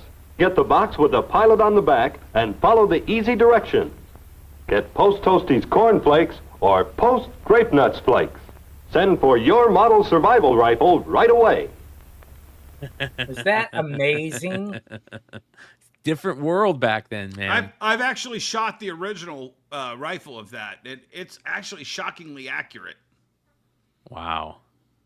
Yeah. That's nuts. Yeah, it is amazing how we have evolved to now a cereal box, you get a QR code inside it. It's crazy. The best prize a Cracker Jack has had for the last 15 years is a sticker. Yeah. Yeah. It's ridiculous, man. Cracker Jack used to be so great. I opened up a Cracker Jack box the other day and there's a little paper cutout in it. That's it. Yep. Soon they won't even has anything in it. So well, I know the Minecraft thing at McDonald's is going crazy. Oh yeah. Right now. I mean, I turned on the news today and it was the #1 story. Did you hear they're cracking open the grimaces to get the little metal weight that's in it, and they think that's somehow Minecraft related and not just something that made it not wobble over? Yeah. Have you seen that? No. One of the toys is like a little 8-bit grimace, and somebody figured out that there's a little metal weight in it to keep it from, weeble wobbling. Yeah, sure. Yeah. And they're running over them with cars to get that little piece of metal, and they're hammering them to get that little piece of metal. And they're saying it's like an ingot in the game, an iron ingot from the game. What? Yeah, do they even is Ronald McDonald even part of McDonald's? There was something about that. He's still around, but there's something about that where there's a claim on it, and that they were steering towards the secondary characters, right? Because they got and Grimace plays better to the kids. Remember they had that adult Happy Meal with the 6-eyed grimace that was like a big. Yeah, and they still had the going for a grimace lot of shake. money. Right, because they got rid of the robbers. Yep. Yeah, I remember him, the Hamburglar. Yeah, Hamburger. So he's gone, and I thought they had taken Ronald out, but maybe I'm wrong. Birdie's you don't gone see him too. around that much anymore. Yeah. Birdie, you said Birdie's gone? I think I haven't seen Birdie in forever. I haven't seen her either yet. Yeah. The Nuggets took over hardcore for a while. Yeah. That's funny. I just got some Dairy Queen toys that sell very well, and for like $15 a pop. I couldn't believe it. For the set, I'm getting like $180 for the set. There's 12 of them. Dairy Queen. Wow. Yeah. I mean, who even buys the Happy Meals from Dairy Queen? Yeah, again, it's crazy when I bought a glass collection from Burger King, Star Wars collection, and they still had the bags they came in. The little there you go, right there. And they came with this bag that went around that. That is crazy. Now those are the ones that have iron in it, right? Yeah, I still drank out of them. Lead. Yeah. Okay. Lead. But Brian, also, if you want to have a real fun time, watch The Great Outdoors. When John Candy and Dan Aykroyd are sitting out in front and they're drinking, if you zoom in, that's the glasses that they're drinking out of. Wow. Oh. Yeah, I had my really good friend who I just saw this weekend hit me up one day and he goes, "Hey man, I bought a box of glasses I'm going to bring you." And I went, "What?" And he came over and there was 50 of them. Oh, yeah. 50 of them. Yeah. So I have them all. I use them as my main glasses. I probably shouldn't. I probably shouldn't use them and put them in the dishwasher, but yeah, there's a million other ways to die in Phoenix. What's one more? Yes. Exactly. Totally. I just have 4 pickups I want to show real fast that I'm very excited about, and I know we're going to get out of here early. I picked up a Detective 222, which I always wanted this cover because it's all like the mobster Batmans, and they're selling parts of the Batman Wayne industry to the other mob Batman. So I really enjoyed getting that. This was the 117.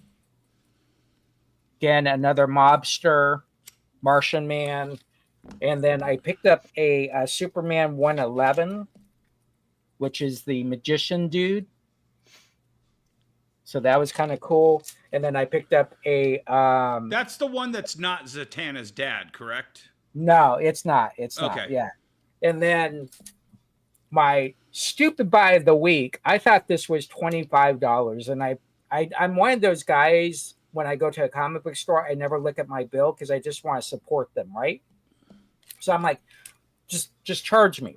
Don't give me a discount. Just charge me. I'm here to support you. So I thought this book was $25. I did not realize I paid $250 for this book. So this, I don't know when. Wow, it looks sun faded too. Yeah, exactly. That's why I thought it was only $25.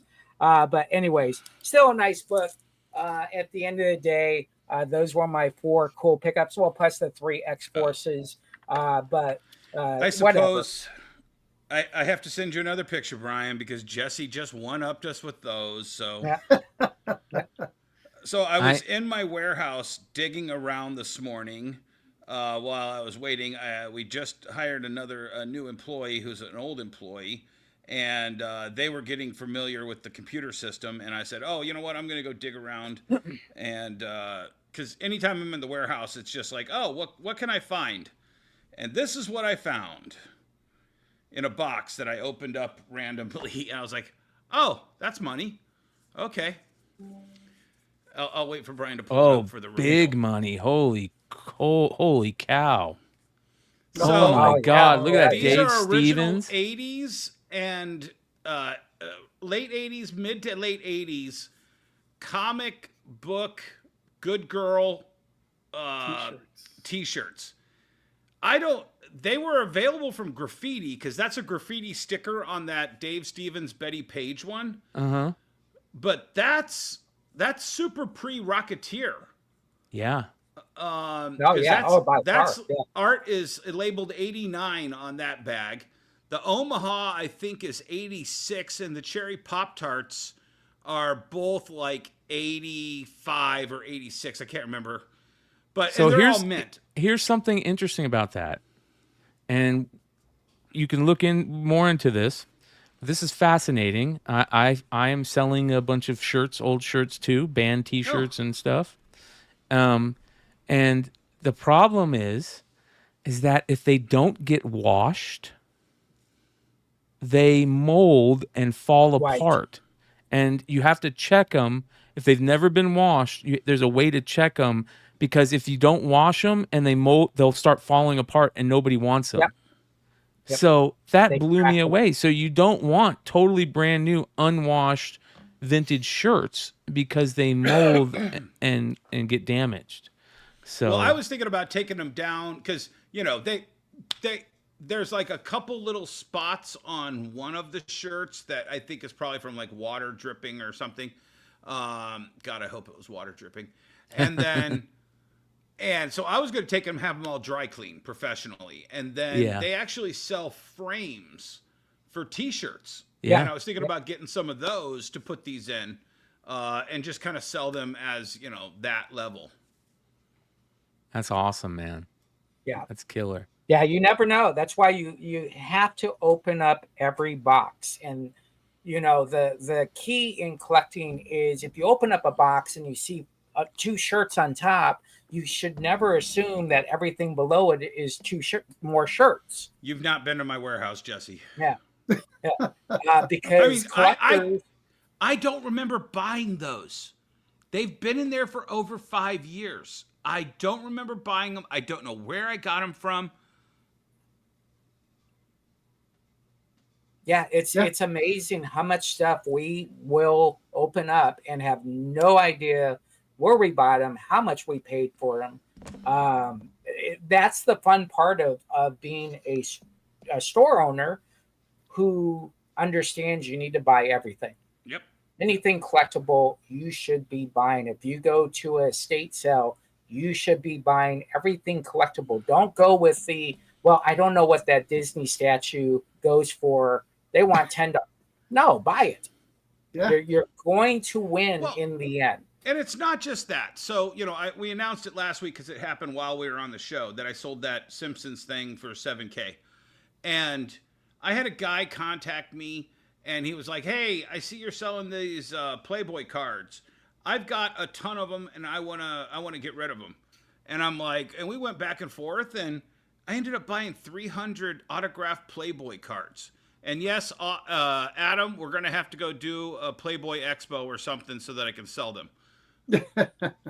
But I've sold some of these cards for $100. I'm not going to pass up buying 300 of these things. Right. And the thing is I have FU money. I just sold this thing. So why not reinvest it into somebody who's got something that they're willing to get rid of cheap? They've contacted me. Do it. Yeah. Yeah. I had a buddy from high school he needed stuff out of his a family member's house. He's like, oh, I'm going to have a yard sale, blah, blah, blah. I said, how much time is that going to take? I said, I'll tell you what, sight unseen, I'll buy every single bin you have. He goes, yep. What? I said, yeah. He goes, I've got like 50 bins. I'm like, okay. I said, I'll tell you what, I'll do you $40 a bin. And then my buddy was there that does cleanouts. He goes, I'll even come up and get him. I said, if he comes up and get him, I'll give you 30. And we'll come up and take it all out of the house and out of the garage and everything. And we did the deal. And I ended up getting a Sega CD system in the box. Wow. A bunch of video games. And then untold riches and all these other bins. I mean, I've already made my money back. Is that what that Nintendo came out of?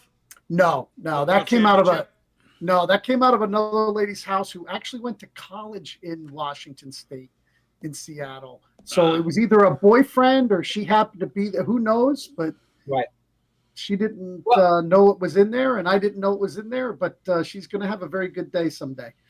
Yeah, exactly. And I it's good. I have one of those Sega CDs at my store on the top shelf. It's a super rare item. And it's great. Yeah, So, no, go ahead. So it's like 400. You know, Yeah. it's nice. I've got the combo one that it's got the extra set. It's a bigger, taller box. Yeah. I have all the parts. Yeah, it's great self-education for us too, because it's something that we wouldn't naturally look at. But when you get it, you're educating yourself nonstop. I mean, wherever I go, I'm just like scanning. I don't care if it's a camel, I'm scanning it. Yeah. Right? I want to know, even if I'm not going to buy it, that, oh my gosh, if I see another one, I'm going to buy it at that time. So, well, I had a lady a lady brought in a PS2 and a PS3 today, and I'm scanning all the games, and I'm making my stacks, and I'm just like, she's like, I'm just trying to get rid of these, and I'm like, oh yeah, let me do my job here, and I'm like, oh, what's the video game? Jesus, oh, not Alone in the Dark. It's Last of Us. Silent Hill 2. Good money. $150 PS3 game. And she had no idea. And I'm like, well, I'm going to pay you this much for this one alone. And she's like, get out of here. Really? Yeah. That wasn't even my favorite game. Almost all horror games are very valuable. Oh, yeah. Clockwork, then all the versions, Resident Evil. But I was doing... I had all those games came in that collection, Emmett. From that collection that I bought all that stuff, because I did so well on Zippos recently, I pulled this out. This is, let me see. So this is Memories of Japan. And it's not a Zippo, it's a Champion. And it's just a really nice lighter. I'm figuring I'm going to get a C note for it. Not bad. Sure. And, and that's only one item out of 58 bins. I'll have to look for Champion lighters while I'm in Japan. Yeah. So my pickup story is kind of interesting. I'm doing some content on it. I am going to be sending in a bunch of stuff for grading. Actually, some of it is Jesse's items that I never thought I was going to see again, but I got back. I'm sending in multiple items for grading. I'm sending in not comics, not necessarily cards, but there might be some in there. I'm sending in music, tickets, and dollar bills for grading. Right? Yeah. I had a friend the other day that came by, the same friend that got me these glasses, came by my house, and he said, I have something that I want you to get graded for me. And I said, okay, what is it? And he hands me a stack about that big, probably like 10 notes of $500 and $1,000 bills. Wow. Is it an old grandpa stash that he found? So his grandfather was a banker. Close. He started a company, a famous company you might have heard of, called Piggyback Shipping Company. Oh, yeah. They were the main shippers that shipped on rail across the whole United States. They held the Budweiser accounts, the Pepsi Cola accounts, all the big accounts. They're the people that whenever I tell the stories about how my best friend grandparents lived next to Britney Spears on one side, Wayne Gretzky on the other side, those people. And every year for their birthdays as kids, all the grandkids would get a $500 bill or a $1,000 bill. And he saved all his. Smart, right? Wow. Some of the other kids would sell them immediately. Yeah, so they're all 2x minimum. And then grading them, they go even colossally higher. Yeah. So it blew me away. I was like, oh, my God. And he's like, yeah. So he's had, So I said, you know what? I just got Jesse's tickets back. Funny story about that. I sent PSA some game tickets to grade, and they didn't know what they were because they're special games. One was like Tony Gwynn's 3000th hit game, I think. Another one was a minor league game from Don Mattingly, and they didn't know how to verify them. So I thought they had lost them, but I finally got them back. So I'm gonna figure out how to fix that, and that's gonna be part of the content. Is okay. How do I figure out how to verify these and make the company agree, and then also do a little content on the $500 and $1,000 bills, and then a little content on I'll do different grading things.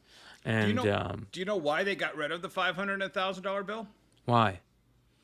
It was too easy for drug dealers to make giant transactions with that high of an amount of a bill. Alcohol. Yeah. What do they call it? The bootleggers? Bootleggers. Prohibition, Prohibition, yeah. So you could, back then, like literally, you could put $1 million in a briefcase with $1,000 bills. Yeah. They were using them only for bank transfers Right. before they stopped making them completely. Yeah. That's why I kinda said, was he a banker? Right. It's kind of like that retailer, and I don't want to mention their name, but they were a big account with Diamond, but they could not get terms, and they could only do COD money orders and cashier checks. So every week, this guy is getting like $10,000 money orders, right? $12,000 money orders, right? And about a year goes by, and here comes two guys in suits. And like, we want to talk about you possibly money laundering. I got a funnier story for you. So everybody, I tell you guys, all the time, Paul Burke and Gary Reed were my mentors. Paul Burke was the first CEO of Mcfarlane Toys here in Livonia, Michigan. Gary Reed was the first president of Mcfarlane Toys. They did their first San Diego Comic-Con. They backed a semi-truck full of Red Angelas up to San Diego, and they took out an empty truck of Red Angelas and a giant box of money. And they had, because it was cash. San Diego was cash back then, $20 a piece. Yeah. Entire semi truck of Angelas, and so they took the cash into their bank, and immediately the Treasury Department showed up to their offices and like, yeah, you guys need to explain what this giant pile of cash is about. This was the first, and if you ever talk to Todd, ask him about it. I don't know if Todd even was aware of it. And one of the agents, because they came in full SWAT gear with the suits and the SWAT gear guys. And one of the agents is like, oh, wait, you guys are Mcfarlane Toys? Oh, yeah, this makes absolute sense. Everybody was buying these things. Yeah. And that they just weren't aware that toys was a money-making business. Yeah, and my point was, can you imagine telling the agent, "Oh no, these cashier checks, this 12,000 is for comic books." Yeah, right, buddy. 52 times a week. Yeah, you're buying that much in comic books. So it's crazy what goes on. Someone did bring up Auction Ninja. Auction Ninja is awesome, folks. I strongly suggest you sign up for it. You can break it down all the way down to your zip code if you want to. And it's real estate agents that really don't want to do the yard sales. They don't want to have people walking through the house. So they've really put up everything in bulk at once. I use them tremendously. The other thing is always private message the real estate agent. Let them know you're buying collectibles. And you'll just take it all. You will save them a lot of time, and you'll get it at some great prices. So Auction Ninja, check them out. Did you guys hear to end the show tonight? We had a big moment happen yesterday in comics, especially in the industry of comics. There was the great Mr. Rob Liefeld, the GOAT, decided that he needs to do things on his own, obviously, and work on his own IP. So he had his sale for Youngblood #1, the first new Youngblood issue, and he sold it on his Whatnot sale the other night. Had a huge sale, and it's a big deal because here's somebody that says, "Hey, I'm not doing it the normal way. I'm not going to have normal distribution. I'm not going to do it through one of the big publishers. I'm going to do it on my own and do it through my own selling aspect." And he did some very interesting things, and it was kind of like to me like one of those watershed moments in the history of the industry of comics to watch happen. It was a big event. It went off without a hitch, and not only that, the Hollywood Reporter did a story on, quote, why Rob Liefeld flew to Arizona to pick up his newest comic from the printers, where Rob talks about how the quality on these new books are second to none. He wanted it to have the best paper quality, the best cover quality, heavy card stock. And it was just amazing to see this being talked about. So big congratulations to Rob and the success on this, and for him to figure out different ways to do it, get his own books printed. He flew to the printers to see the quality of the paper, to make sure that it was what he wanted, and then he sold them himself. You could only get these for a certain amount of time, and then they're never going to be available again other than on the secondary market. Does it say the printer's name in the article? Let's see here. It's Ready Printer. A few weeks ago, Rob Liefeld Comics. flew to Arizona to see his latest comic fresh off the printer. Holding the books in his hands, he admired the artistry from the quality of the paper to the feel of the spine. A few hours later, he boarded the return flight to California, carrying with him 80 comics across 5 different editions of Youngblood, the title that launched in 1992. It's almost unheard of for a creator to hand select every detail about a book, but much less transport the copies themselves. But Liefeld wanted to try something new for the 33rd anniversary of Youngblood, with each edition of his comic only available to buy on his website or at the one-day signing at Golden Apple Comics in Los Angeles. Which also, it's the 33rd anniversary of his first signing at Golden Apple, if you follow him on socials. Right, which is amazing pictures. Let me show you guys these pictures. This is the new book right here. Yeah. Yep. And here, look at these pictures. He's got all 3 of it. The other 2 siblings of his wife. Are there. All 3 are there. Look at this. All of them. Look at that. Yeah. So, wearing the denim shirt. Yeah. Jim Valentino with that old probably button as well. camcorder. Yep. So. I think there was a Fraga picture too, if I can find it. Yeah. Fraga's off to the right-hand side, I think. Yeah. But yeah, this is the first at. So there you go. This is a big deal. This is a huge deal. So this is what we've been saying for half a year. You've got to figure out where your customers are, and Rob has figured that out. And he said, "Look, I'm not going to go through this antiquated model. I'm gonna do something that I think I want to do," and he's got enough of a direct market to his customers to do it. Yes. Yeah, and he has a great team. David Hong is doing that as far as shipping goes. Helps him out on his Whatnot sales, eBay Live sales. But the one thing with Rob that is different than most people, I'm going to say just about everybody. Brian Polito might be the other guy. It's every day he is talking to you. Yes. That's the difference, is every day he is talking to you. It is amazing. Yeah, there you go. It is amazing how many people I will be reading their post, and all of a sudden Rob's like, "Oh yeah, I get that. That's awesome." So he's going on his fans post, and he's not just. I'm sorry to interrupt you, Jesse. No, go ahead. He's not just pumping Rob either. There's Fraga. He's not just pumping Rob either. He's pumping Mark Spears. You know what Ladies I'm saying? and gentlemen. He's pumping anybody related to him. Right there. Listen to this post that he said about Mark. He said, Mark Spears is one of the greatest success stories of 2025. I'm so humbled that I could get this amazing cover from him. It's an incredible tribute to Youngblood #1. And guess who joined him on that Whatnot sale last night? Mark. Yeah.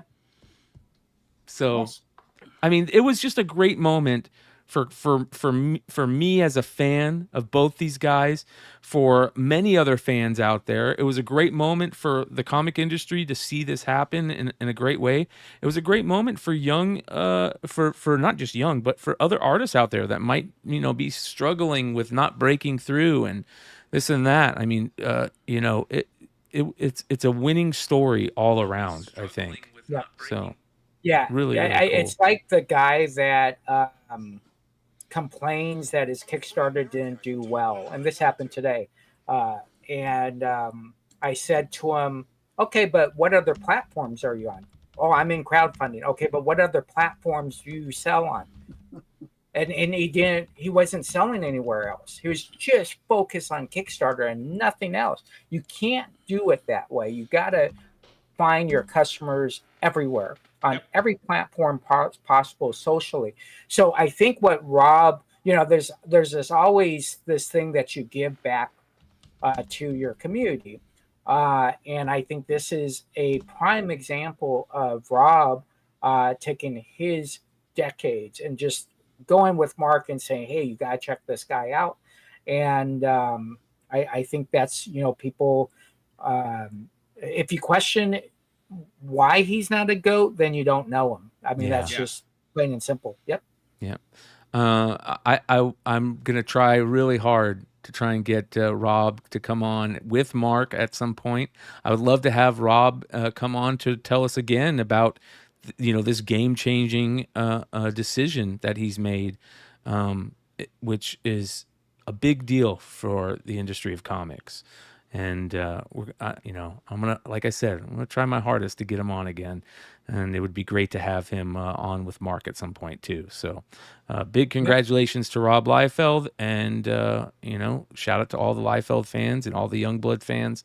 Hopefully, you guys got your copy, and if not, you only got a little bit more time to get it. And I mean, this is a 5-year. 6-year gap from when he basically said, "I will never do another Youngblood ever because these people stole my IP." And now it's back to him, and he's owning that IP. Yeah. Yep. Amen. Here you go. I love this post that he put up. Technically, the first publication from Image Comics was in 1991, the Youngblood Ash Can. Look at this. Yeah. I have one of those signed.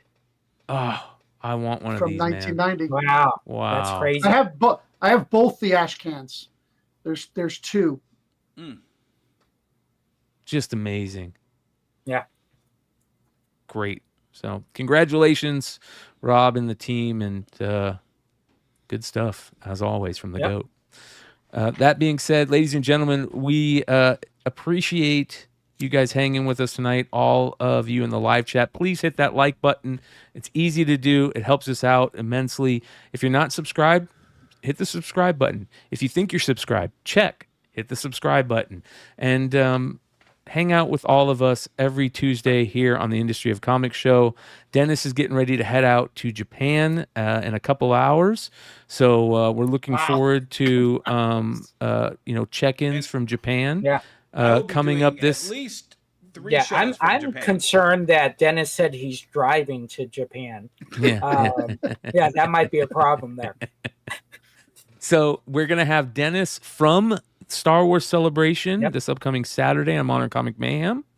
We're gonna have him on the Industry Show next week from Japan, and as many check-ins as we can get from the guy. So it's gonna be very interesting. And I'll be in Huntsville with Mark Spears this weekend, so I'll be hanging out with Mark. No, it's 2 so weekends, be cool. isn't it? Or 2 No, weekends. it's this weekend. 2 weekends from now. Is it 2 They weekends? said this weekend. Yeah, No, this no. weekend. Yeah. I don't think it's this weekend, is it? It's the 26th. Jesse, it's 26th. the 26th. Yeah. Okay, yeah. 2 weeks. Yeah, 2 weeks. Okay.